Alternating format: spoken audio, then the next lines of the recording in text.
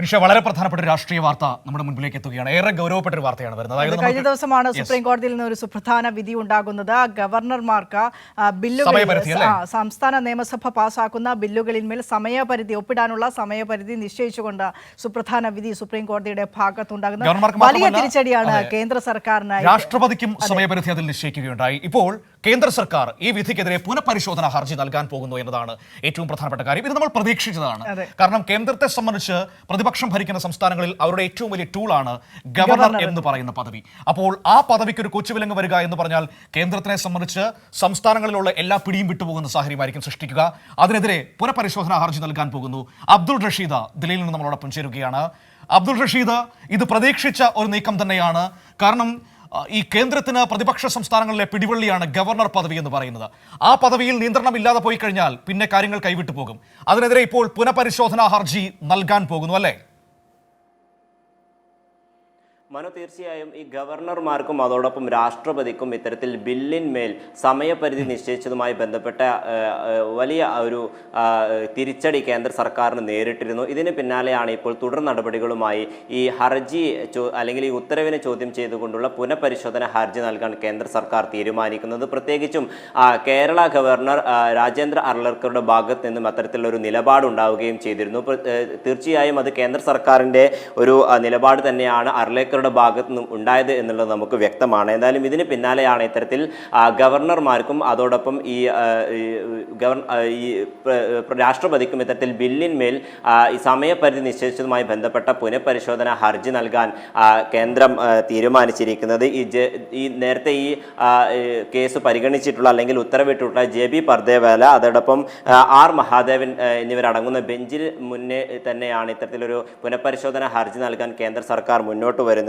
ഇത്തരത്തിൽ ഈ സമയപരിധി നിശ്ചയിക്കുന്നതിൽ പൂർണ്ണമായിട്ടുള്ള അധികാരം പാർലമെന്റിനാണ്. അത്തരത്തിൽ ഈ പാർലമെന്റിന് അധികാരത്തിൽ കടന്നു കയറാനുള്ള ഒരു നീക്കം തടയുമെന്ന ഒരു വാദമാണ് ഇപ്പോൾ കേന്ദ്ര സർക്കാർ മുന്നോട്ട് വെക്കുന്നത്. ഇതിന്റെ ഭാഗമായാണ് ഇത്തരത്തിൽ സുപ്രീം കോടതിയെ അല്ലെങ്കിൽ പരമോന്നത കോടതിയെ തന്നെ ചോദ്യം ചെയ്തുകൊണ്ടുള്ള അല്ലെങ്കിൽ പുനഃപരിശോധന നടത്തണമെന്ന് ആവശ്യപ്പെട്ടുകൊണ്ട് കേന്ദ്ര സർക്കാർ മുന്നോട്ട് പോകുന്നത്. ഈ ഭരണഘടനയിൽ മാറ്റം വരുത്താനുള്ള പൂർണ്ണമായിട്ടുള്ള അധികാരം പാർലമെന്റിനാണ്. ഈ പാർലമെന്റിൽ ഈ ഭരണഘടനയിൽ ഏതെങ്കിലും തരത്തിൽ ഭേദഗതി വരുത്തിയാൽ മാത്രമേ ഇത്തരത്തിൽ ഒരു നടപടിയുമായി മുന്നോട്ട് പോകാൻ സാധിക്കുകയുള്ളൂ. ഭരണഘടനയിൽ ഇത്തരത്തിൽ സമയപരിധിയുമായി ബന്ധപ്പെട്ട കാര്യങ്ങളൊന്നും വ്യക്തമാക്കുന്നില്ല എന്നുള്ളതാണ് ഇപ്പോൾ കേന്ദ്ര സർക്കാർ മുന്നോട്ട് വെക്കുന്നത്. പ്രശ്നമുണ്ട് അബ്ദുൾ റഷീദ്, ഭരണഘടന സമയപരിധി പറയുന്നില്ല എന്നേ ഉള്ളൂ. പക്ഷേ എത്രയും വേഗം എന്ന് പറയുന്നുണ്ട്. അതല്ലാതെ അനന്തകാലം പിടിച്ചു വയ്ക്കണം എന്ന് ഒരിടത്തും ഭരണഘടന പറയുന്നില്ല. അതിനൊരു പ്രശ്നമുണ്ട്. ഇപ്പോൾ മറ്റൊരു കാര്യം, ഇനിയിപ്പോൾ സുപ്രീം കോടതിയിലേക്ക് പോവുകയാണ് എന്ന് വയ്ക്കുക. പക്ഷേ കോടതി അതിൽ പുതിയൊരു തീരുമാനം എടുക്കുന്നത് വരെ ഇപ്പോഴത്തെ വിധി നിലനിൽക്കും. കോടതി അത് സ്റ്റേ ചെയ്യുകയോ അതല്ലെങ്കിൽ തിരുത്തൽ വരുത്തുകയോ ചെയ്യുന്നത് വരെ കഴിഞ്ഞ ദിവസം പുറപ്പെടുവിച്ച വിധി നിൽക്കും എന്നത് വളരെ പ്രധാനപ്പെട്ടതാണ്. ഇപ്പോൾ പാർലമെന്റിനാണ് അധികാരം എന്നാണല്ലോ പറഞ്ഞു വെക്കുന്നത്. ശരിയാണ്, പാർലമെന്റിനാണ് അധികാരം. പക്ഷേ ഭരണഘടനയിൽ സുപ്രീം കോടതിയുടെ വിവേചന അധികാരത്തെക്കുറിച്ച് വളരെ വ്യക്തമായി പറയുന്നുണ്ട്. കേശവാനന്ദി ഭാരതി കേസ് ഉണ്ട്, കേശവാനന്ദി ഭാരതി വേഴ്സസ് കേരള സ്റ്റേറ്റ് കേസുണ്ട് 73-ലെ. അതിൽ പറയുന്നുണ്ട് ഭരണഘടനാപരമായ പ്രശ്നങ്ങൾ ഉണ്ടെങ്കിൽ അത് പരിഹരിക്കാനുള്ള അധികാരം സുപ്രീം കോടതിക്കുണ്ട് എന്ന് പറഞ്ഞു വെക്കുന്നുണ്ട്. അതിൻ്റെ അടിസ്ഥാനത്തിലാണ് കോടതി ഇന്നലെ ഈ ഗവർണർമാരുമായുള്ള പ്രശ്നത്തിൽ വിധി പറഞ്ഞത്. അപ്പോൾ അങ്ങനെയുള്ള രാഷ്ട്രീയ പ്രശ്നങ്ങൾ കേന്ദ്രത്തിൻ്റെ മുന്നിൽ പ്രതിരോധമായി അല്ലെങ്കിൽ പ്രതികൂലമായി നിൽക്കുന്നുണ്ട്. തീർച്ചയായും മനു, നേരത്തെയും ഇത്തരത്തിലുള്ള ഈ ബില്ലുകൾ മേലും അതോടൊപ്പം നിയമപരമായിട്ടുള്ള കാര്യങ്ങളിലൊക്കെ തന്നെയും സുപ്രീം കോടതി ഇടപെട്ടിരുന്നു. അത് കേന്ദ്ര സർക്കാരിന് തിരിച്ചടിയാകുന്ന ഒരു സാഹചര്യവും ഉണ്ടായിരുന്നു. ഇതൊക്കെ തന്നെയും കണക്കിലെടുത്താണ് ഇത്തരത്തിൽ ഒരു നീക്കവുമായി കേന്ദ്ര സർക്കാർ മുന്നോട്ട് പോകുന്നത്. പ്രത്യേകിച്ചും ഇത്തരത്തിൽ ഈ സമയപരിധിയുമായി ബന്ധപ്പെട്ട് രാഷ്ട്രപതിക്കും ഇത്തരത്തിൽ സമയപരിധി നിശ്ചയിക്കുന്നു എന്നുള്ളതാണ് കേന്ദ്രം ഇപ്പോൾ മുന്നോട്ട് വെക്കുന്നത്. അതായത് ഇത്തരത്തിൽ ഈ ബില്ലുകൾ പാസ്സാക്കിയെടുക്കുന്നതിൽ ഗവർണർക്കാണ് പൂർണ്ണമായിട്ടുള്ള അധികാരം. അതോടൊപ്പം ഈ രാഷ്ട്രപതിക്കും അതുമായി ബന്ധപ്പെട്ട അധികാരമുണ്ട് എന്നുള്ള കാര്യമാണ് ഇപ്പോൾ ഈ കേന്ദ്ര സർക്കാർ മുന്നോട്ട് വെക്കുന്നത്. അതേസമയം ഇത്തരത്തിൽ ഈ പിടിച്ചു വെക്കാനുള്ള ഈ ബില്ലുകൾ പിടിച്ചു വെക്കാനുള്ള അധികാരം അല്ലെങ്കിൽ വീറ്റോ അധികാരം ഗവർണർക്കും രാഷ്ട്രപതിക്കും ഇല്ല എന്നുള്ള കാര്യം വ്യക്തമാക്കുകയാണ് സുപ്രീം കോടതി. ഇത്തരത്തിൽ നേരത്തെ ഇതുമായി ബന്ധപ്പെട്ട ഈ കേസ് നടക്കുന്ന സമയത്ത് തന്നെ കേന്ദ്ര സർക്കാർ ഇതുമായി ബന്ധപ്പെട്ട കാര്യങ്ങൾ വ്യക്തമാക്കിയതാണ്. പ്രത്യേകിച്ചും ഈ തമിഴ്നാട് നിയമസഭ പാസ്സാക്കിയിട്ടുള്ള 10 ബില്ലുകൾക്ക് മേലുള്ള ഈ കേസുമായി ബന്ധപ്പെട്ടാണ് JB പർദേവാലയും അതോടൊപ്പം R മഹാദേവനും അടങ്ങിയിട്ടുള്ള ബെഞ്ച് ഇത്തരത്തിലൊരു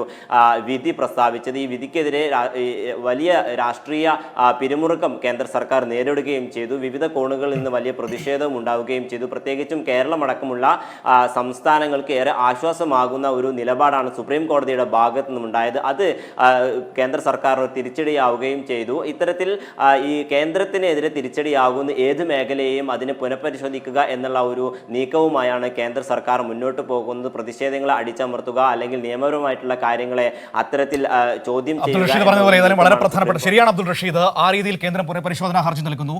ഇവിടെ ഏതെങ്കിലും സംസ്ഥാനത്തിന് ആശ്വാസമാണോ എന്നതല്ല പ്രധാനപ്പെട്ട പ്രശ്നം. തെരഞ്ഞെടുക്കപ്പെട്ട ജനങ്ങളാൽ അധികാരത്തിലേറ്റപ്പെട്ട ഒരു സർക്കാരിന് മുകളിൽ പൊളിറ്റിക്കൽ അപ്പോയിന്റ്മെന്റ് ആയ ഒരു ഉദ്യോഗസ്ഥന്, ഒരു ഗവർണർക്ക് എങ്ങനെ അധികാരം സ്ഥാപിക്കാൻ കഴിയും എന്ന പ്രശ്നമാണ് നിൽക്കുന്നത്. അതല്ലാതെ ഏതെങ്കിലും സർക്കാരിന് ആശ്വാസമാണോ എന്നതല്ല. പൊളിറ്റിക്കൽ ടൂളായി ഗവർണറെ ഉപയോഗിക്കുന്നത് നമ്മളിപ്പോൾ കാലങ്ങളായി കണ്ടുകൊണ്ടിരിക്കുന്നതാണ്. അത് ഇപ്പോൾ ഇതിനെതിരെ പറയുന്ന കോൺഗ്രസ്സുകാരുടെ കാലത്തും ഇങ്ങനെ തന്നെ ആയിരുന്നു കേട്ടോ. ഈ സർക്കാരിനെ ഇവിടെ EMS സർക്കാരിനെ പിരിച്ചുവിട്ടതൊക്കെ നമുക്കറിയാമല്ലോ. ഏറ്റവും വലിയ നമ്മുടെ ഏറ്റവും അഭിമാന പ്രധാനമന്ത്രിയായിരുന്ന ജവഹർലാൽ നെഹ്റുവിന്റെ കാലത്താണ് അത് സംഭവിച്ചത്. അപ്പോൾ ഇതിന് കാലങ്ങളുടെ പഴക്കമുണ്ട്. പക്ഷേ ഇപ്പോൾ BJPയുടെ ഭരണകാലത്ത് കൂടുതൽ ഉപയോഗിക്കപ്പെടുന്നു എന്നത് മാത്രമാണ് അതിന്റെ പ്രശ്നമെന്ന് പറയുന്നത്. അപ്പോൾ അതിനെതിരെ സുപ്രീം കോടതി ചരിത്ര വിധി പറഞ്ഞിരിക്കുന്നു. ഒരു കാര്യം കൂടിയുണ്ട് വിനിഷ. ഹോണറബിൾ ജസ്റ്റിസ് പർദേവാല, അദ്ദേഹമാണല്ലോ ആ ബെഞ്ചിന്റെ അധ്യക്ഷൻ. നമ്മുടെ ഭാവിയിൽ നമ്മുടെ സുപ്രീം കോടതിയുടെ ചീഫ് ജസ്റ്റിസ് ആകാൻ പോകുന്ന ജസ്റ്റിസ് കൂടിയാണ് അദ്ദേഹം. തീർച്ചയായും അങ്ങനെയുള്ള ഉന്നതന്മാരായ ന്യായാധിപന്മാരിൽ നമുക്ക് ഒരുപാട് പ്രതീക്ഷകളുണ്ട്.